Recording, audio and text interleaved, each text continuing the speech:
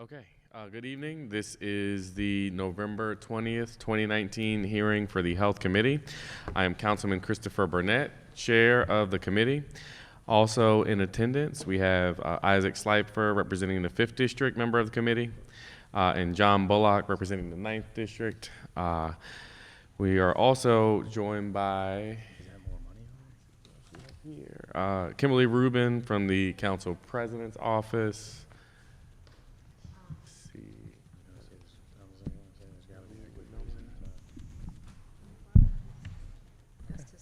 And to my immediate right, Margaret Karen, committee staff.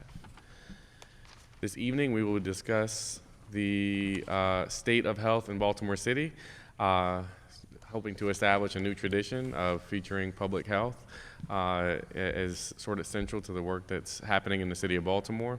And today I've asked Dr. Sarasas of the Health Department to lead us in a presentation and discussion on the state of public health across the city of Baltimore. So with that, the floor is yours, Commissioner. Great. Thank you, Chair Burnett, fellow council members. Thank you for this invitation and opportunity to present the state of the health of Baltimore City. I'm excited to share data on our health challenges as well as triumphs. And I also want to thank my outstanding team from the Health Department for their support in preparing for this presentation. So at a high level, this is our agenda for the evening. I'll talk about a brief overview of the Health Department. I'll review some information on life expectancy and mortality, as well as go over the environment of the city that contributes to health outcomes, some general health outcomes, both challenges as well as triumphs, and end with a call to action. So the mission of the Health Department is to protect health, eliminate disparities, and enhance the well-being of everyone in our community through education, coordination, advocacy, and direct service delivery. And our vision is an equitable, just, and well Baltimore, where everyone has the opportunity to be healthy and to thrive. During my short tenure, I've been privileged to lead the Health Department in developing core values. It was crucial in development that we really invoked a lot of team engagement and collaboration. And we began by reviewing the employee satisfaction survey to kind of get a baseline of where we are, and had several working meetings to dwindle it down to these 5, which I think are pretty important. We aim to be a data-driven department. We trust the evidence and make evidence-based and community-formed decisions. We work and serve with integrity. We hold each other and ourselves accountable through an equitable lens. We support innovation. We embrace bold ideas. We're innovative risk takers with diversity of thought. We're willing to try new things, and we aim to be creative in our approach, always keeping quality of care as a priority. We lead the field of public health with boldness and courage. We constantly seek to collaborate. We value everyone. We practice selflessness and empathy. We're collaborative and respect others' input. We ensure thoughtful, transparent, and intentional communications, and we work to empower the community. We protect people and empower them. We seek to change lives, and we meet people where they are and do it with empathy.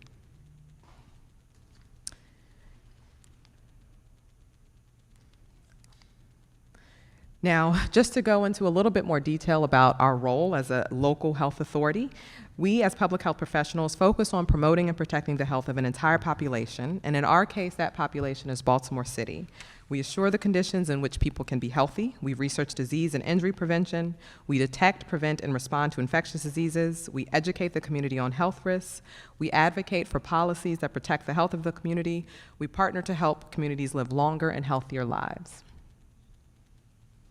Speaking more specifically about how we approach problem solving, I thought it would be ideal to just review the public health approach. We begin with surveillance and data collection, as well as evaluation of the data that's collected. You can't solve a problem without understanding the depth and breadth of that problem. We then work to identify risks and protective factors, exactly understanding what the cause of the said problem is. We subsequently develop models for possible intervention, often working in tandem with other partners, be it other civic agencies, community-based organizations, or healthcare systems who are in the same space trying to solve the same problem. And lastly, we put effort towards implementation. This could be via an evidence-based and community-informed program, or a focus on a change or recommendation to a policy to effectively address whatever the public health challenge is. So our approach to any public health challenge must also take into account the social determinants of health. According to the World Health Organization, these are the conditions in which people are born, grow, live, work, and age.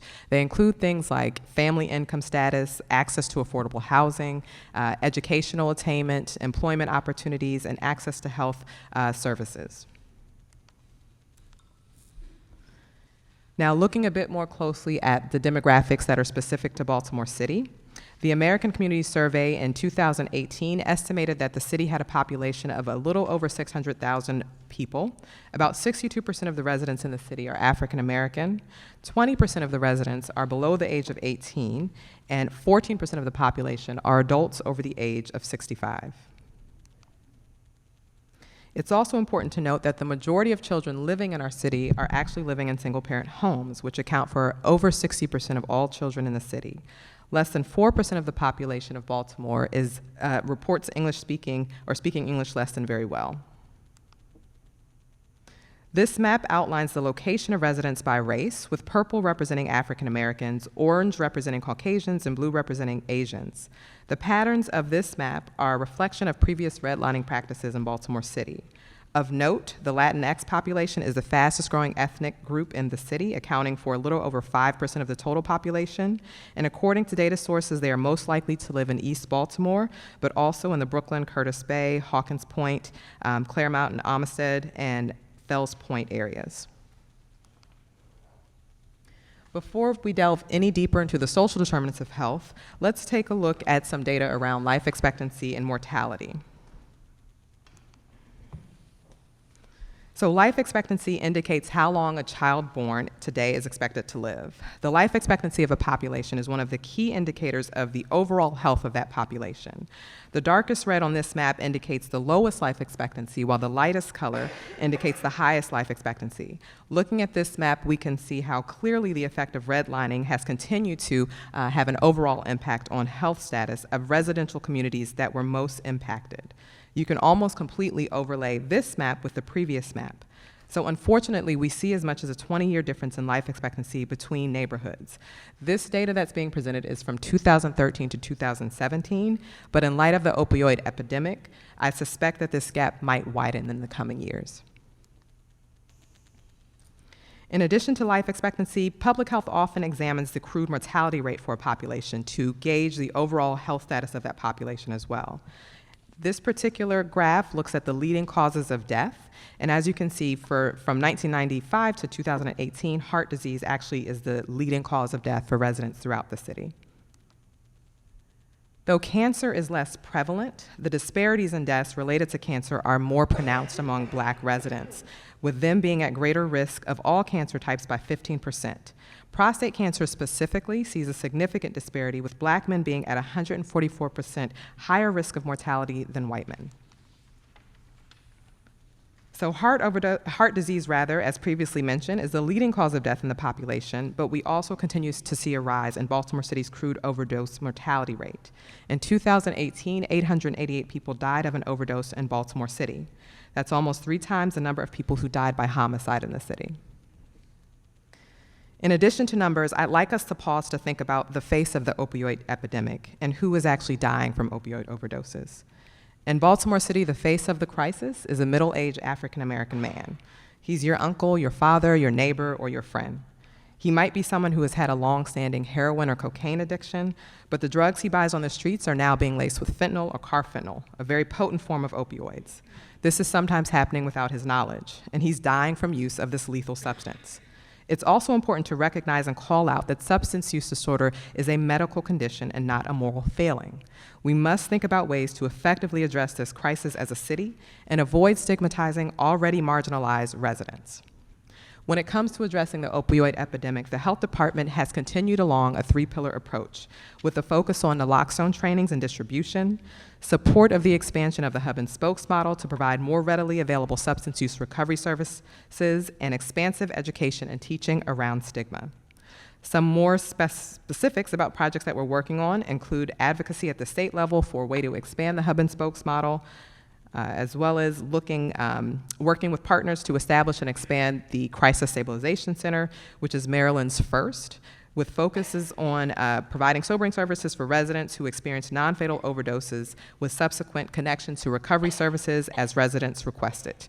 This site is up and running, and it is 24/7 with nursing and medical support as well as peer support services. We've continued our Don'tDie.org campaign, which focuses on education around opioid use and stigma associated with substance use disorder. We also lead the citywide fentanyl task force and overdose fatality review committee, which evaluate outcomes related to opioid use and recommends programmatic and policy changes to better address the crisis. We continue to lead efforts to establish and maintain hospital levels of care in all our regional hospitals. This initiative serves as a grading system indicating the levels of services provided throughout the city for residents with substance use disorder. So I want to spend a bit of time now talking about the social determinants of health. So remember, those are the conditions in which people are born, grow, live, work, and age. And recent studies actually indicate that social determinants of health can account for up to 80% of a person's health outcomes. So delving into the socioeconomic environment of the city, income, and more specifically, income disparities play a significant role in the health of Baltimore City residents. About a third of Baltimore households earn less than $25,000, and these households are more likely to be uninsured and have unmet medical needs. They are also more likely to use urgent care or emergency rooms as their primary means of accessing healthcare services. There are also areas of enormous health disparities when you compare the lowest income earners to the highest earners. So while over 30% of the population of the city is below the poverty line, over a quarter of residents make above $75,000 a year, and we see disparities in chronic diseases based on that income level. Education is also a strong indicator of occupational status and income, and this affects health. Americans with higher education levels also report higher earnings and lower unemployment rates. In Baltimore City, by 8th grade, about 14% of students met or exceeded PARCC reading standards. And in Baltimore City, the percentage of students missing 20-plus days per year of school is 18% among elementary students, but over 50% among high school students. It is well known that the quality of one's environment has an effect on his or her health. Community characteristics that contribute to risk of health and well-being include liquor store density, the number of vacant buildings, the rate of pest complaints, the rate of lead violations, and the percentage of those that do not own their own home. Alcohol outlet density is related to the level of alcohol harm and problems that neighborhoods experience, particularly as it concerns violence. Some studies suggest that alcohol outlet density is the single greatest predictor of violent crime in neighborhoods, greater than other social or economic factors. One study found that reducing violent crime by 1% could be achieved by reducing alcohol outlet density by less than 1%. The World Health Organization and the Centers for Disease Control and Prevention have recommended alcohol outlet density control as an effective tool for minimizing alcohol-related harm. The 2017 data for Baltimore City indicates 1 liquor store per 1,000 residents, but it is valuable to note that this has decreased from 1.3 in 2011.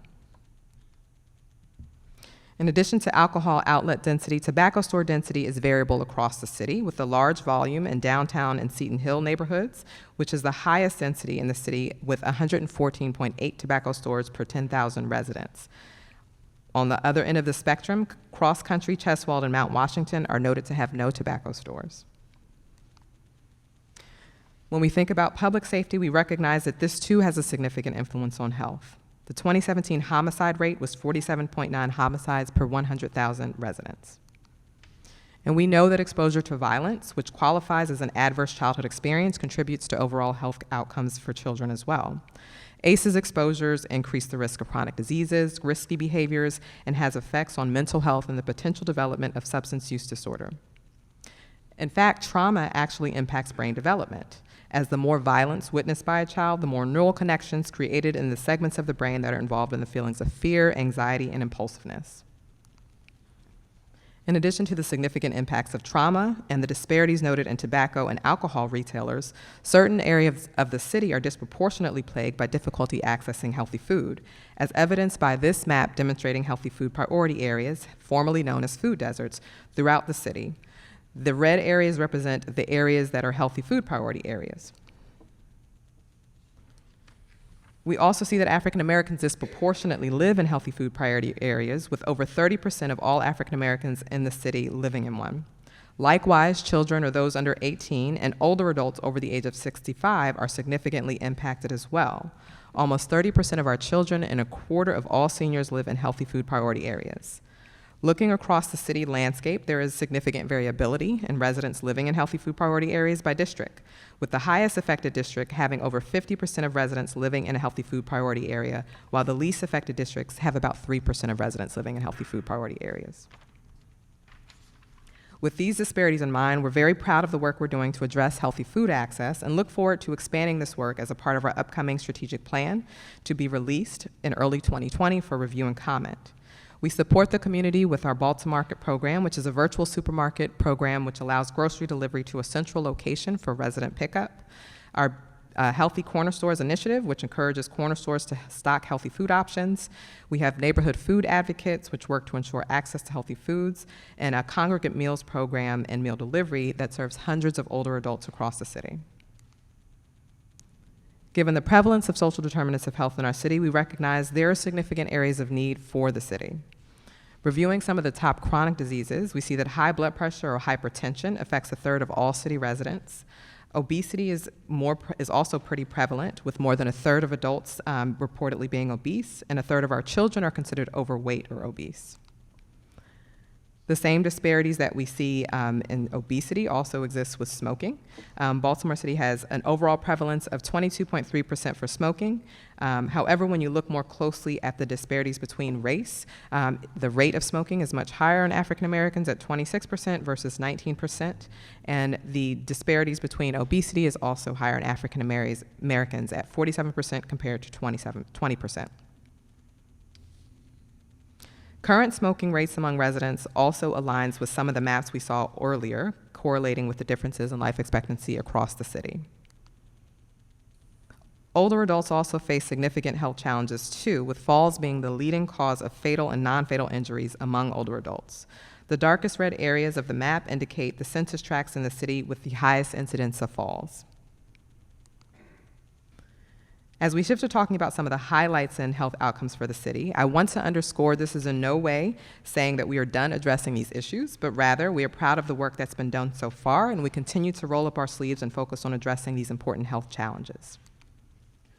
So beginning with some data from the early portion of the life course, in the past 10 years, we've seen a significant decline in infant death rates across our city and a decrease in the disparities between Black and white infant deaths.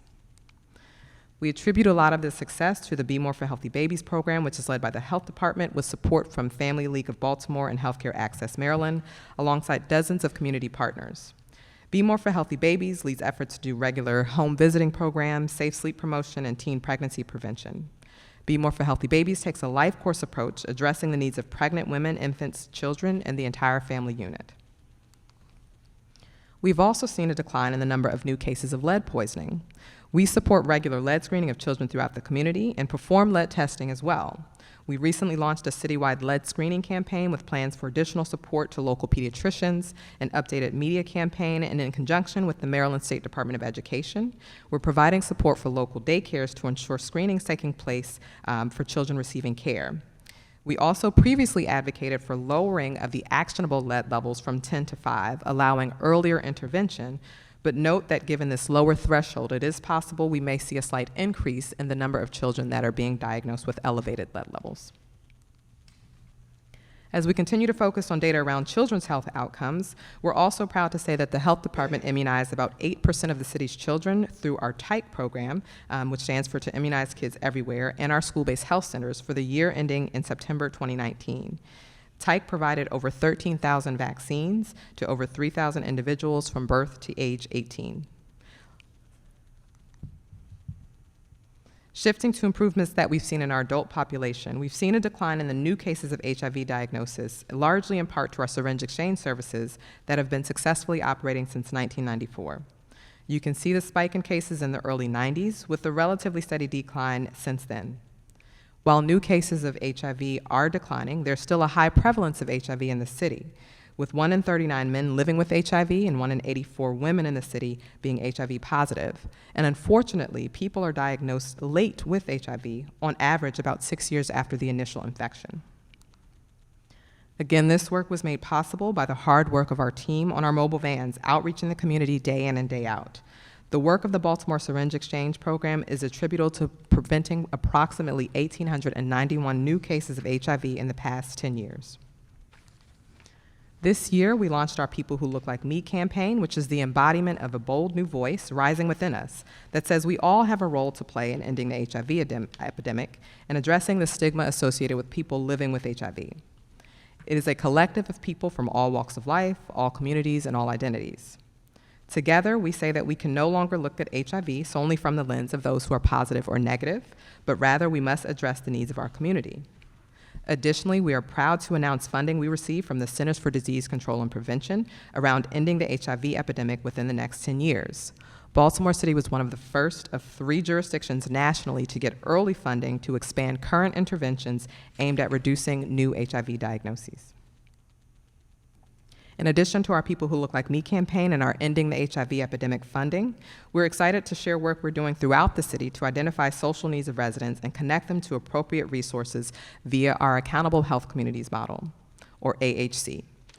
AHC is a federally funded grant from the Centers for Medicare and Medicaid Innovation focused on standardizing the social needs screening process for residents with Medicare and Medicaid who might need assistance and subsequent navigation to appropriate resources. This program will provide key data for our team as we think through strategic planning and determine exactly where the gaps are in our system.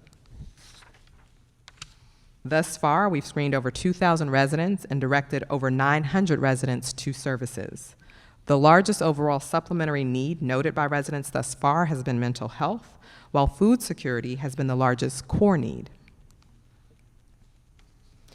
As part of the Accountable Health Communities, we created a free online resource directory called CharmCare, which can be found at charmcare.org, and it houses over 1,800 community-based resources. It's also integrated with our social needs screening and has privacy protection.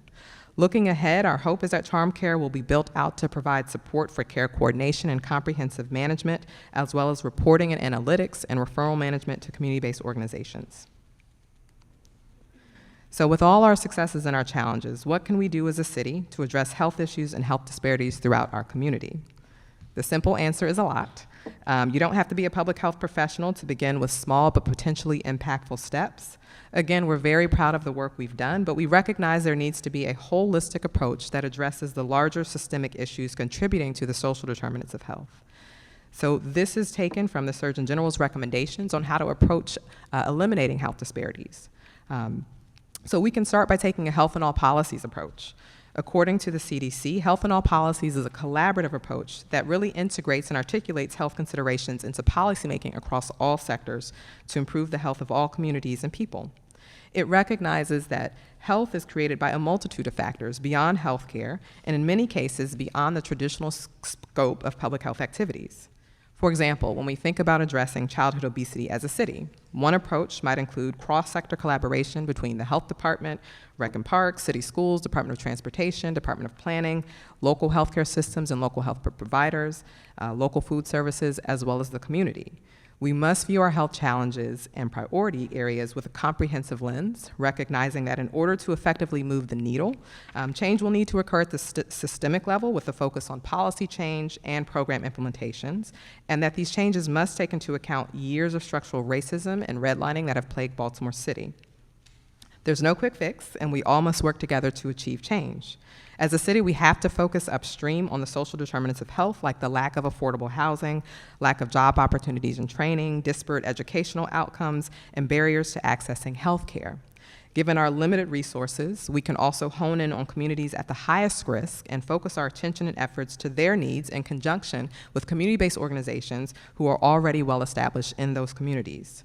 As a city, we can work to reduce barriers to accessing quality health care, ensuring that adequate insurance coverage is available, and working with community providers to make sure that they address the unique needs in a culturally competent way for our residents. However, we also must acknowledge that medical mistrust exists within the community, and that's something that we have to overcome. We can also work to improve the public health workforce and public health infrastructure, with a focus on building out our data capabilities to better identify disparities and to understand areas in need of improvement. In that same vein, understanding the data allows us to recognize when programs are working well at addressing the needs of our residents, and it's our job to make this data as public-facing as possible. As a local health department, we see an opportunity to become a hub for analytics and information. We're already supporting projects like Accountable Health Communities, which I just talked about. We do false prevention surveillance, and we're developing an electronic prenatal risk assessment screening, which are all about the local public health department providing data infrastructure for partners to help guide interventions and inform their work. So we'll continue to grow this work through development of a data warehouse internally and a data dashboard, because we recognize that data and predictive analytics can often provide the missing link to direct interventions and resources to areas with the most need. So though we face significant challenges as a city, we're excited about the opportunity to continue making an impact in our community. As we continue to develop our strategic plan, we appreciate the support of city leadership, community partners, local healthcare institutions, fellow agencies, and most importantly, the community, to formulate a plan that addresses the health challenges facing our city head-on. Thanks again for this opportunity. Thank you. Okay. Just want to note we've been joined by Councilmember Henry, Vice Chair of the committee, and I think he left earlier, but earlier we did have Councilman Cohen as well from the 1st District. Oh, he went back there somewhere. Okay. All right, so I did have a few questions, and I know as well, so we can jump back and forth, I guess. Sure. Okay, so just for further clarity on the a few questions around the opioid crisis in Baltimore City. Can you expound upon the hub and spokes model Sure. for Yes. greater Yep. understanding? Absolutely.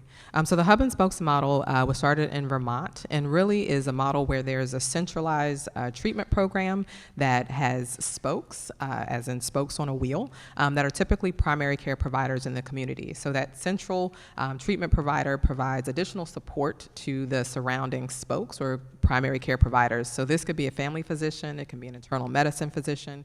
So the idea is to really leverage the existing healthcare providers that are already in the city providing care.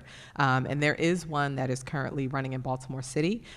We provide support as a spoke. So we have a mobile van that serves over 200 residents providing buprenorphine or medication-assisted treatment. I think the important part of that structure is that those providers in the community can always call that central hub if they need additional support, or if they feel like the patient is becoming a bit too complicated, they can refer back to that spoke and again get support. That spoke also typically has nursing and social work support, again to provide those wraparound services for the resident that we know are so crucial for continued success. Follow up on that? Yeah, well, kinda. I think I got this down right. It sounded like you said life expectancy gaps between neighborhoods may widen because of the opioid epidemic. Can you please expand a little bit on that? Yeah, so I don't know exactly what the number will be, but because that average slide of the person who is dying from opioids being kind of middle age, so that 45 to 50-year-old African-American male, likely we'll see the life expectancy lower for African-Americans in the city. Okay. So on the issue, again, sticking with the opioid crisis, you mentioned in one of the slides that the overdose rate is highest among middle-aged African-American males. Is there any indication as to why this particular group is most impacted? How are we addressing that and targeting that? And then sort of a sub-question, are you seeing the overdoses connected to pills, inner IV use, or other methods? Are there certain types of things that we're seeing more than others? Yeah, so I'll answer it and maybe turn to someone next to me for a little bit of assistance. But generally speaking, at least from the research I've done, the user in Baltimore City may be someone who has used heroin. So it's now that they're being exposed to fentanyl, which is pretty potent and has a higher risk of overdose, that we're seeing deaths as a result of that. And then as far as what we're doing to address it, it is along the strategies that I mentioned, where we're, again, advocating for expansion of the hub and spokes model, so really trying to get more access to recovery services. Additionally, it is continued distribution of naloxone. We record how many naloxone are used by our partners. It is providing the support for the Maryland Crisis Stabilization Center, which looks specifically at residents who have suffered from an opioid overdose. So that has been up and running since April of 2019, and I think has seen close to 1,100 unique clients since it's been running. So that is a diversion program. So residents who may have experienced a non-fatal overdose from an opioid can either be transported there from EMS, emergency medical services, or local hospitals, as opposed to spending time in an emergency department. And while they're at the center, they can receive nursing support. There's 24/7 nurse practitioner as well as nurse on site. And then there are also peer recovery specialists that can connect them to care if they're interested in receiving care afterward. Those residents are followed for at least 30 days following discharge to see if they're retained in care. They can also start buprenorphine on site. So for residents who are interested, there's the option to be started on medication-assisted treatment while an inpatient there. So the other question I had was not so much about this presentation itself, but I've been trying to get a better sense of how the agencies work together.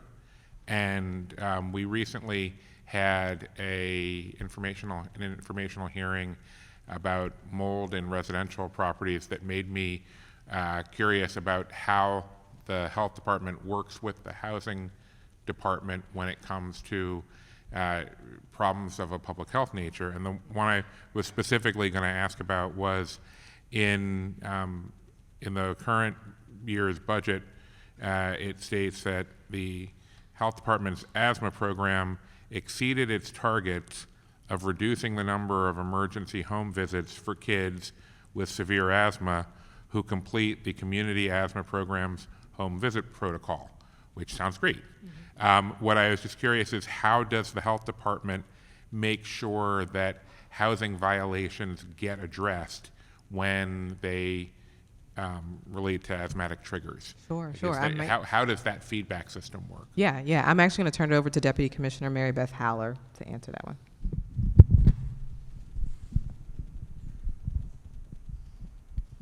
Is it on? Yeah. Thank you.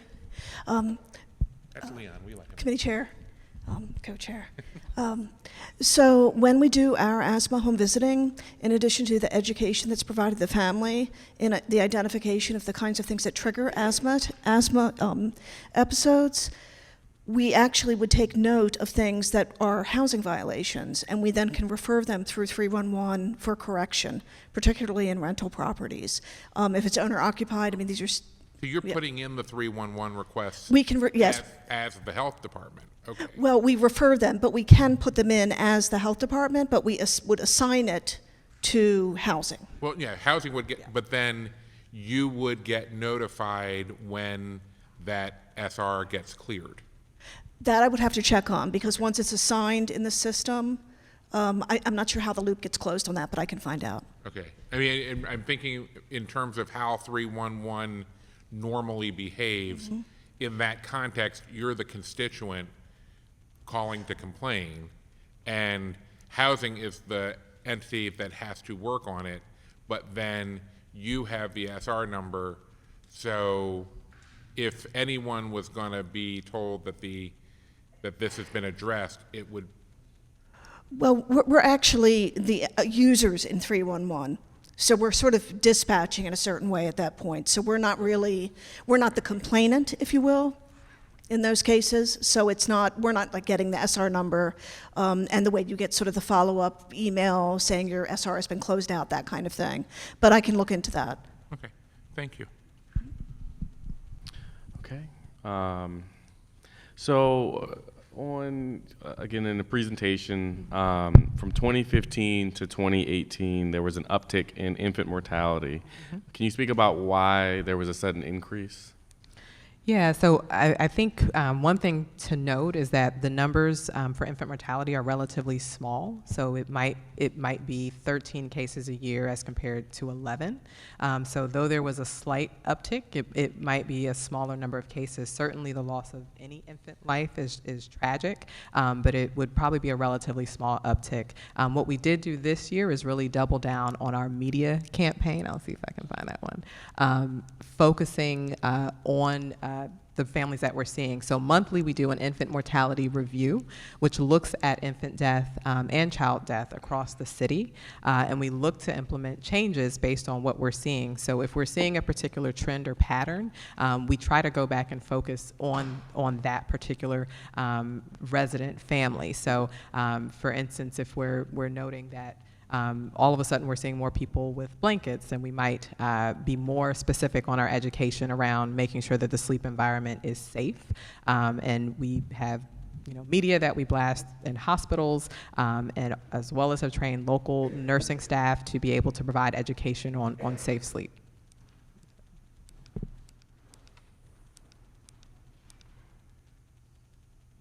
Oh, yeah, I can see the scale. Okay. Okay. Sorry, I'm all over the place here. And this is just a inquiry. Can you provide, so you mentioned in the presentation that there were disparities by council district as it relates to the number of individuals living in healthy food priority areas. Are you able, or your team able to provide the committee with that we can data? get that to you. Underlying data on that. Obviously, I'm very familiar with the work being done to address those concerns, but it'd be helpful to just sort of see where those areas are particularly bad. I mean, you mentioned one district having 50% of the residents, which is incredible. Yep. Access to, so the disparities related to access to healthy foods. Mm-hmm. Mm-hmm. So if you can go to the lead paint graph, exposure to lead paint, there we go. So this one stood out to me pretty significantly. In 2000, from what I can see, my vision is okay. It looks like there's 2,198 incidences in the year 2000.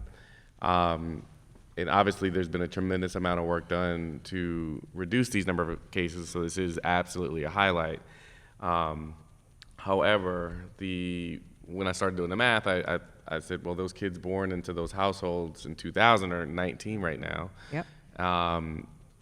And when I think about the connection, and obviously I want you to elaborate a little bit on the connection between exposure to lead paint and gun violence.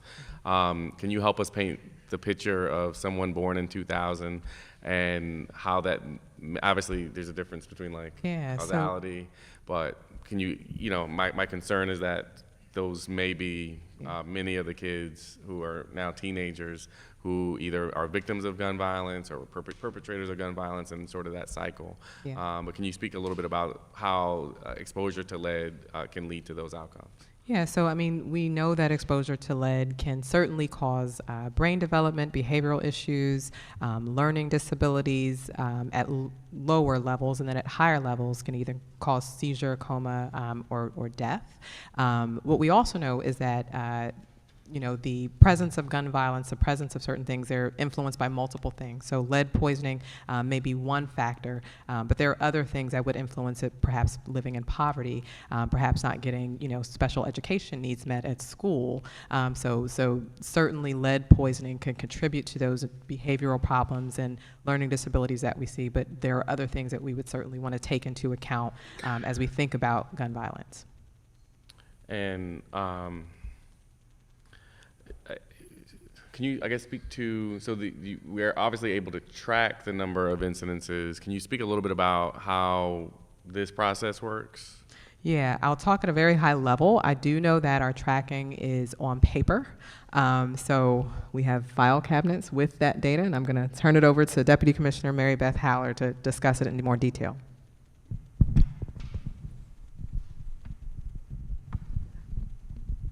It should be on. I'm sorry, do you mind just repeating the question, the specific part?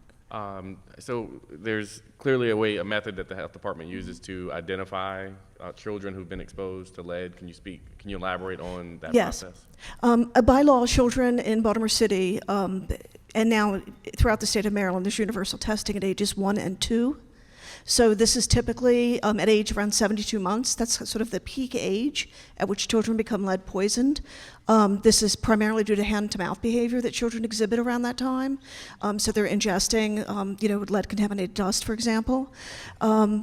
So this is where the cases are basically coming from.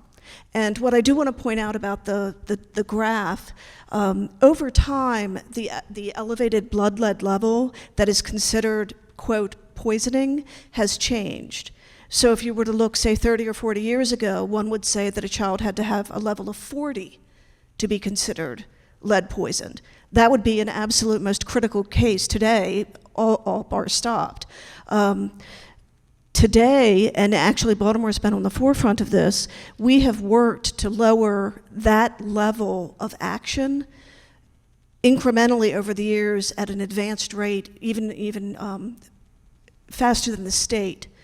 So we were already serving children who had levels between 5 and 9, which weren't considered really to be significant, frankly. So what it doesn't really show is that, these earlier cases, the line is falling even more because those aren't 40s we're talking about anymore. Those are 5 to 9s. So the progress is really, it's really quite incredible. With that said, that's the area where we're concentrating on now because we know there is no safe level of lead. So any lead can contribute to, a loss of IQ, which then is going to translate into issues with learning, school, absentee, the cycle sort of continues, like what Dr. DeRosa was talking about. Thank you. You have a follow-up? Does that answer? Yeah, well, first of all, I was already really impressed with this slide before you explained that part. And knowing now that that doesn't even factor in how the threshold for what we count has dropped over that same time period, that's an even more impressive performance. I guess my question is, assuming the goal is 0, what do you need to do differently to, it feels a little bit like it's plateaued. Mm-hmm.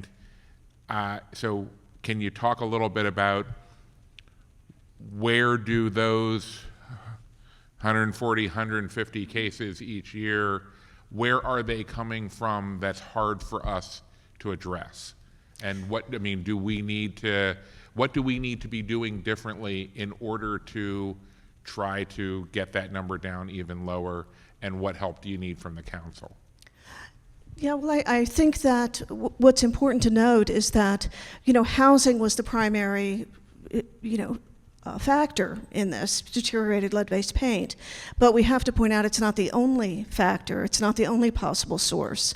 There can be home remedies, cosmetics. The state is looking more, the Governor's Lead Commission is actually looking more at some of these other factors now, as we have laws in place around protections in housing, as we're getting, I don't want to call it diminishing returns, because for me, it's amazing returns, but these other things have to be looked at. So when we go into the home, we're not just looking at the paint. We're looking in the cabinets, we're looking at the china that's being used, we're asking about the hobbies that the parents may have. There's a lot of different exposures to lead. We have a lot of people in our city that are involved, say, in the demo business, construction business, day laborers and the like. If that parent is coming home with their clothes covered with that dust and holding their child, it may not even be the home that they're in, but we would ask about the occupations of the parents as well. We look at second locations. If we're not finding it in the home, we're not finding it in the cupboards, we're not finding it through these extensive environmental questionnaires, we look further. Well, where is the child spending time otherwise? So that's how we get further and further down into the issue. Quick follow-up on that, or two quick questions.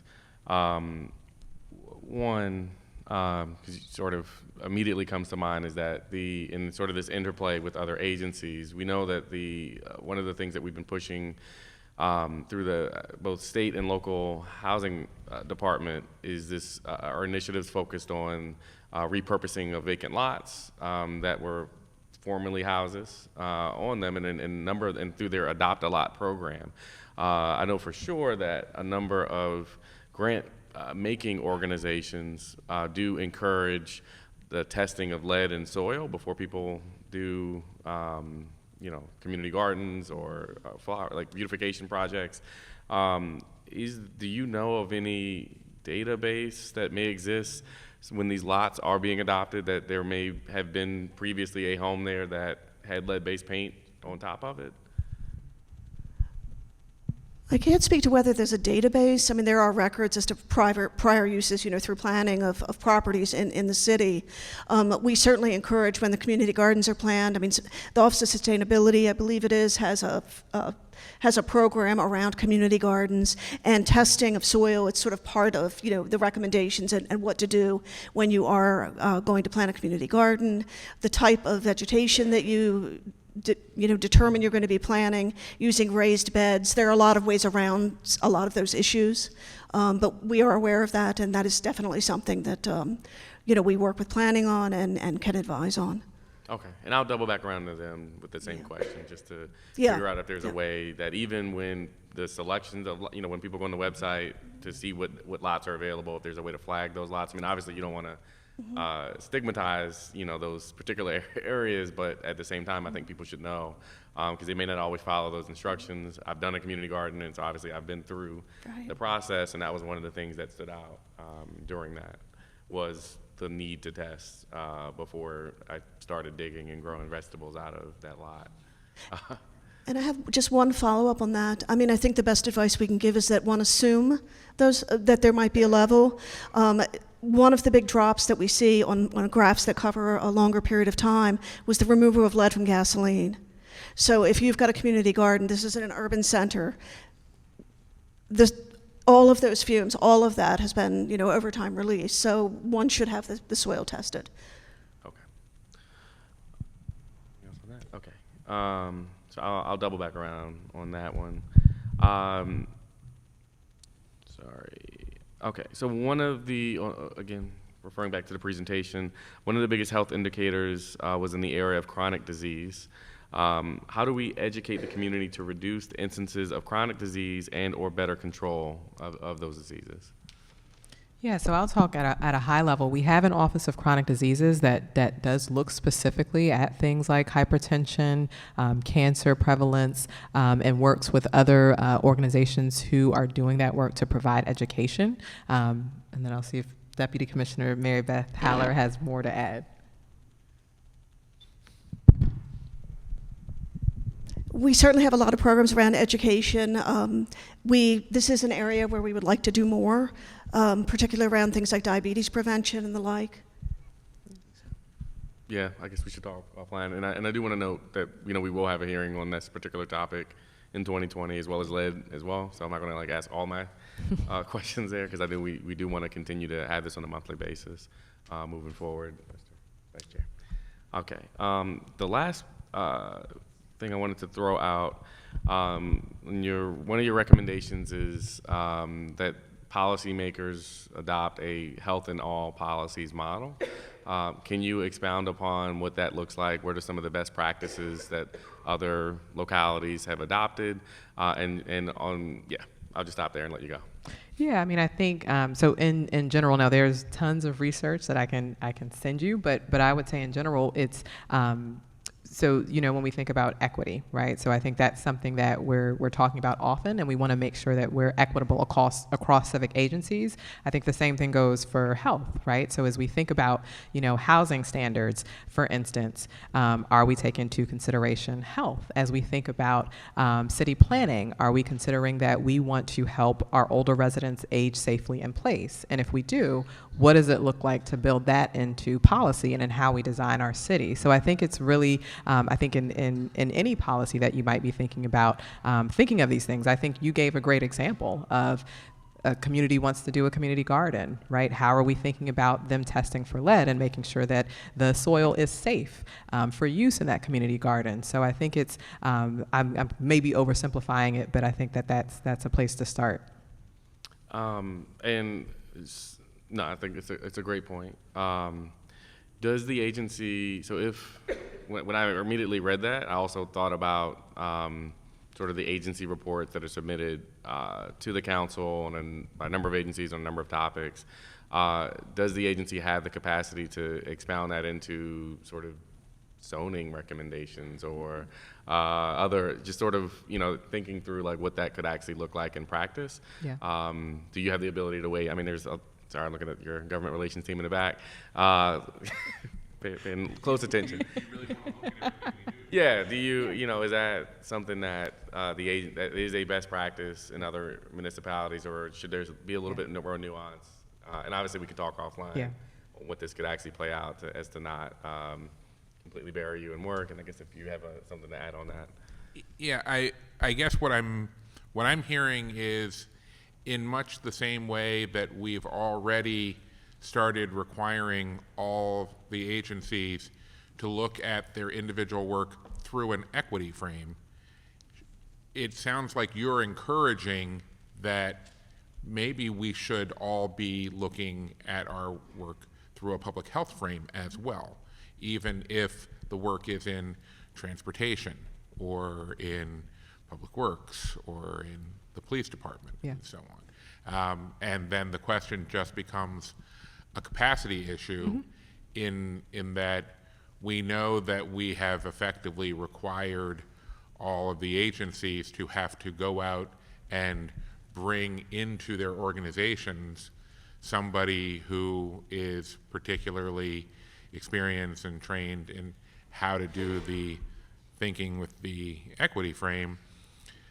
The question, I guess, would be, do we want to ask agencies to bring in their own person who can help them see things from a public health perspective, or should we be looking for you to do that for the other agencies, understanding that it would be an increase in capacity across the board either way? It's just a question of, do we give X number of agencies the money so that they can each hire a new person, or do we give you the money to hire a bunch of people who are then going to get embedded in the agencies and help them? And that probably is a conversation that we should that should include the Budget Bureau and, just for the heck of it, maybe the mayor's office. I would agree with that. I know they care about stuff like that. Yeah. They don't always show it, but they do, deep down. Yeah. So, I mean, I think certainly it would be a capacity issue, but we have the programmatic knowledge. So I think that offers an advantage for us as an agency to do that work. Okay, my team, I want to make sure they're not going to revolt here. They look No, I mean, I think we a prospect.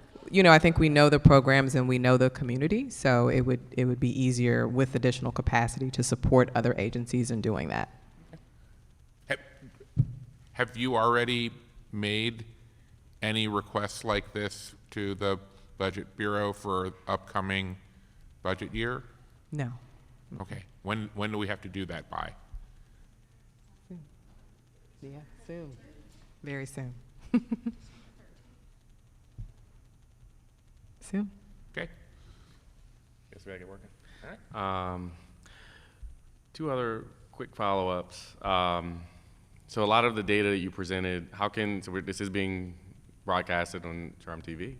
Hey, people.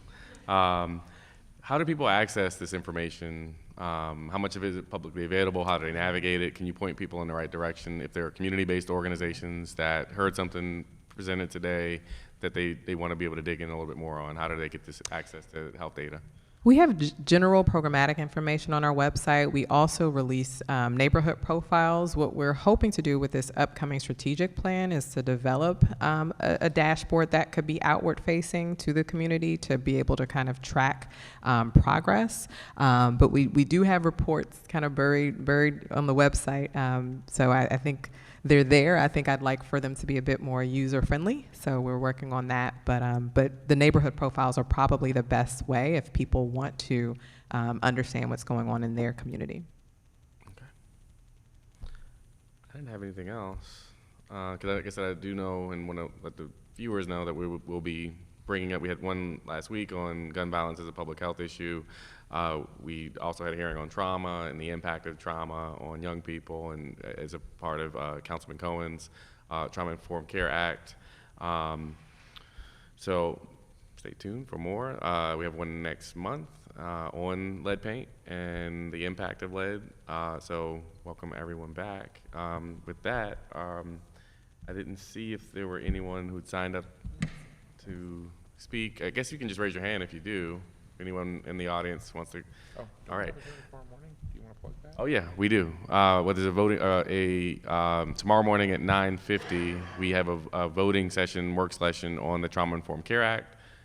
So please come out for that, as well as a presentation on the city's zero waste plan and waste reduction plan, which I very much view as a public health issue and probably should ask you questions about here.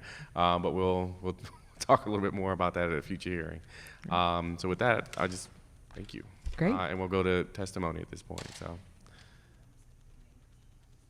Okay, so sir, you wanted to come and testify? Sure. I think my question was there. Oh well, no, you have to come up and, Commissioner, you can have a seat. Oh. So from here, the way that it works is you direct the questions to the council, and then we can sort of act as an intermediary. But just come up, state your name, and go for it. My name is Sal Chaudhry. I'm basically looking at the numbers. One of the things which I wanted to ask was, does any particular areas of the city are more affected when it comes to overdose of drugs or that particular thing, or any kind of diseases chronic disease we are talking about? Is it more that you see more cases in any particular areas which we could focus on specifically? Okay. Okay, so thank you. Dr. Sarrazas, if you wanted to respond. We typically don't do it this way, but if you're cool with it, okay. So we get aggregate data from the state on overdose deaths, so we're not necessarily at liberty to release very specific information on location, but we get more of the aggregate data. Okay, so it sounds like that information is available, but and I think maybe heat maps and stuff like that could be available, or is any of that at all? I don't know that it's not going to be as that drilled down, probably. Okay, cool. All right, thank you. Sorry about that. All right. Actually, can I do a follow-up on that? Sure. And I understand that you can't give, for example, specific addresses, but can you go down as low as the census block or census tract level? I would think that the same designations that we're using to track for. Unfortunately, we're really not able to provide that. We're having some continuous back and forth with our partners at the state around being able to share more data, because we know it's very important for the public to know, and also to show how we're using that data to direct our responses. Let me push into that a little bit more. When you're saying, are you saying that you're having trouble getting more specific information from your partners, or your partners are uncomfortable letting you release the more specific information that you actually already have? Yeah, so to be clear, we have that level of data. Okay. It's about what we can publicly share. It's about what you can publicly share. The reason I'm asking how far down we can go is in the last, I'm going to say year and a half, I've had 2 different incidences of organizations that were trying to open treatment centers along the York Road corridor come to the community to talk about their interest in opening.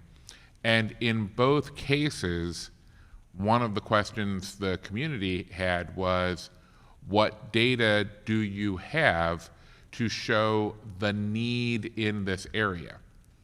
And that's one of the questions that, I mean, it does seem like that would be the most obvious place to start, is if we knew that, in these census tracts there were these overdose cases, then that's a pretty straightforward example of need for drug treatment in those census tracts. So who is not happy with letting you release at a more understandable and visible level? I see Jeff has moved into into the on-deck position. Chair was more comfortable. Oh, that's. Wait, are the concerns, you had mentioned partners at the state. Is that the state? So the data belongs to the state health department. The data belongs to the state health department.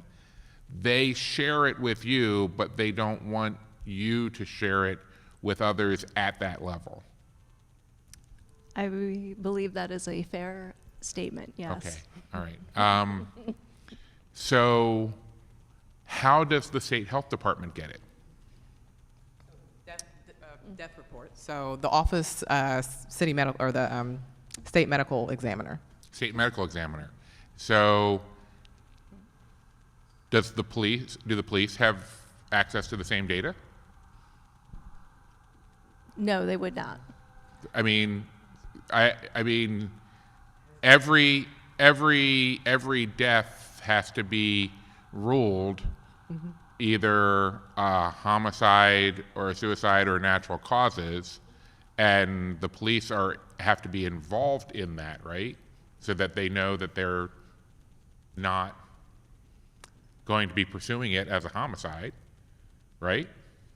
So for overdose death specifically, because if someone, were to die in a hospital bed, the police wouldn't be involved in that case. Right. Okay, so if somebody gets picked up because they have overdosed, but then they go to the hospital and they die in the hospital, and the hospital determines that they died of an overdose, then somebody tells, I see what you're saying. The police were never involved in that case because Maybe not, right? Yeah, If they were somebody brought in just by called. EMS. Someone called 911. An ambulance came. They got them. I'm sorry, I'm from Baltimore. I say ambulance. They came and got them and took them to the hospital. Okay. The reason I'm saying this is I find it difficult to believe that that one department of one level of government would be the only potential source of this data.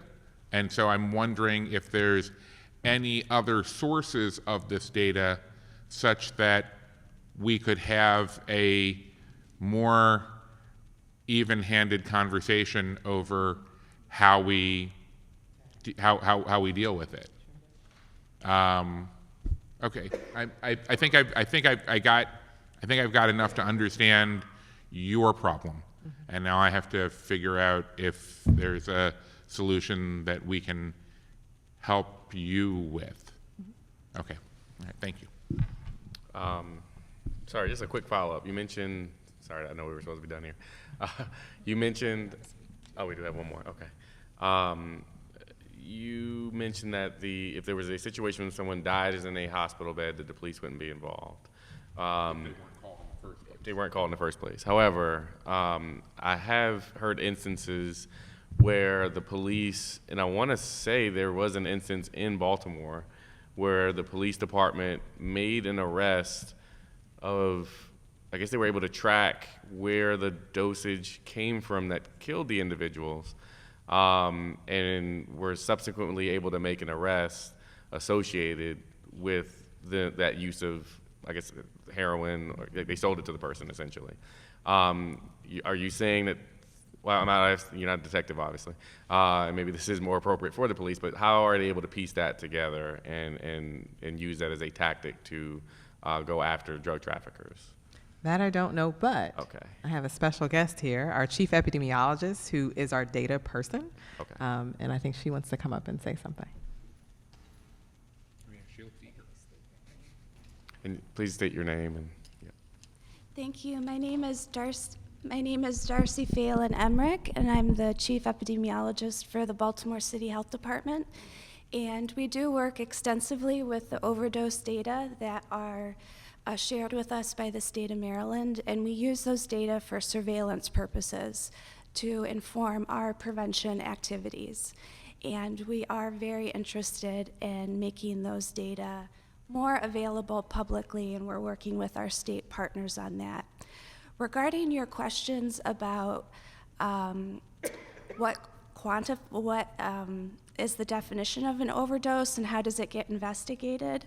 So all deaths that are determined to be accidental in nature, for those deaths, an autopsy is conducted by the medical examiner, and as well as deaths that are considered to be undetermined in nature. And so those autopsies, and through toxicology and investigations, will determine what substances were involved and whether or not basically it appears the death was due to an overdose. So for instance, an overdose is defined by a death that's an accidental in nature or undetermined in nature. So not a suicide, not a homicide, not a natural death. And then the presence within the body of substances that are considered to be lethal in terms of their concentrations. So for instance, heroin or cocaine or fentanyl. So if a death is considered to be accidental, it will be investigated. If a death is considered to be undetermined, it will be investigated by the medical examiner's office through the state.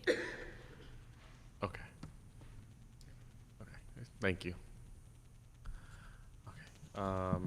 There was a Nicholas Machado that signed up to testify.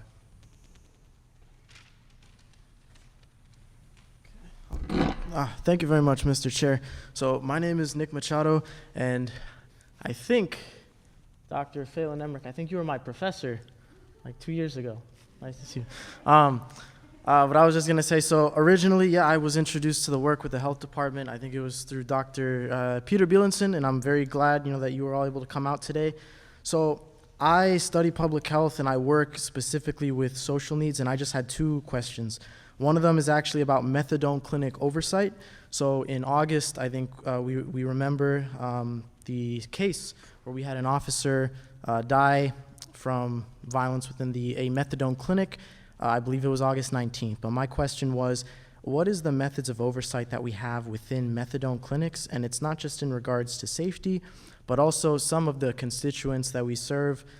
For example, they have problems with maybe the way that the methadone clinic is run, for example, being lined up outside in kind of a vulnerable position, if that makes sense, especially to people who might be dealing drugs. It's kind of like a signal. And my second question was actually just if I read recently within the last 3 months about an introduction of safe use centers where people who suffer from opioid addiction can go to use safely under kind of surveillance, supervision of professionals for the purpose of gathering data. So I don't remember exactly if that was just a pilot or if that was specifically within the health department, but methadone clinic oversight and safe use centers. Thank you. Would you like to respond? Sure. And I think before you do, one of the things I want to throw out is I think at the next hearing there is technology that we have available where people can like text the questions, and we'll put them up on the screen as a way to make sure they're, we're documenting everything, that kind of stuff. So we'll work on that for the next hearing as well. Yeah, so with regards to oversight, the local Behavioral Health Authority, Behavioral Health System Baltimore, provides local oversight to opioid treatment programs, or also known as methadone centers. So if there is concern, a formal complaint can be filed with Behavioral Health System Baltimore, or BHSB, and they would work with the state Behavioral Health Authority to look into any concerns about quality or concentration of methadone centers.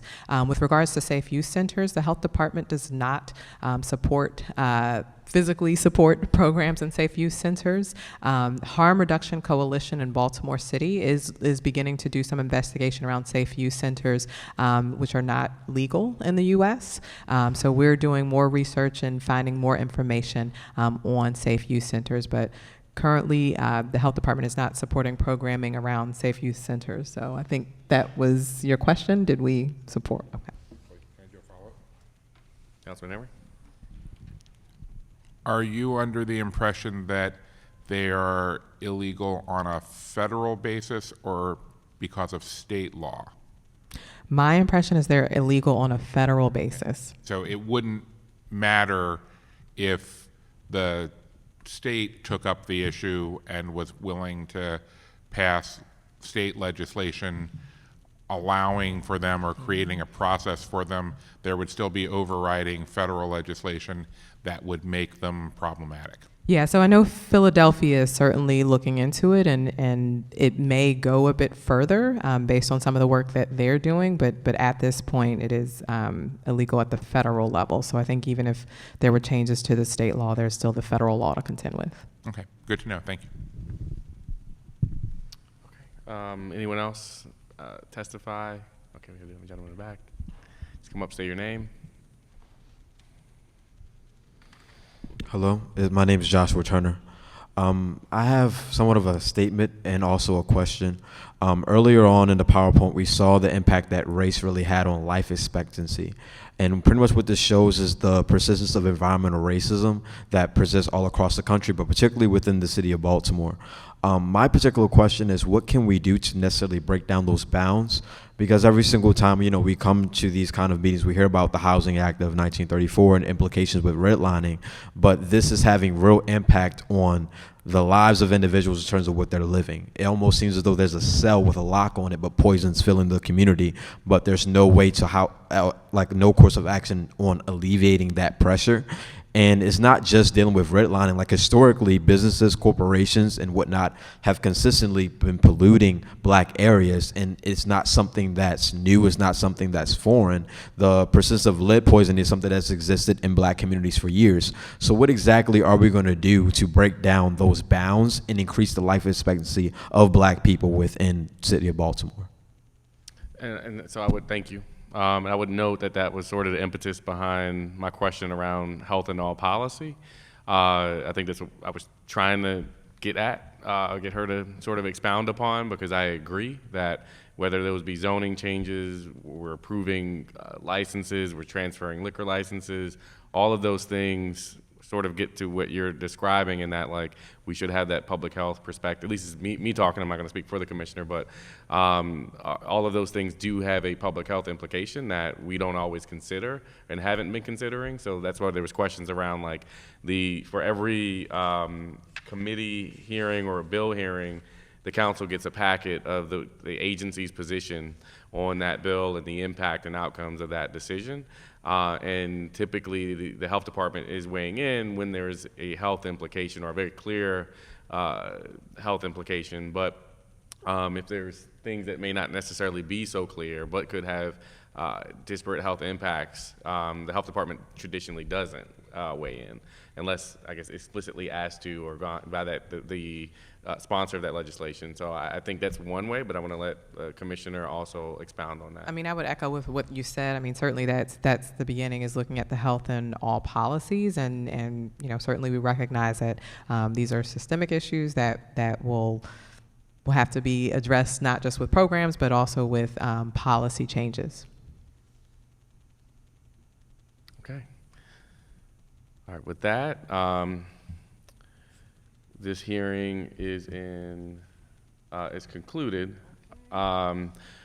We will announce what we've already announced again tomorrow. There's more conversation with the health department, and on December 11th, I believe we'll be back for a hearing on lead. I want to thank you, Dr. Sarasas, and your amazing team at the health department for joining us. All of those who watched and came out, asked great questions. Thank you, and to my committee member left. Thank you for sticking it out. I think this is a very important, these are going to be a series of very important conversations that we have to have, and so I just want to thank you for making time for it.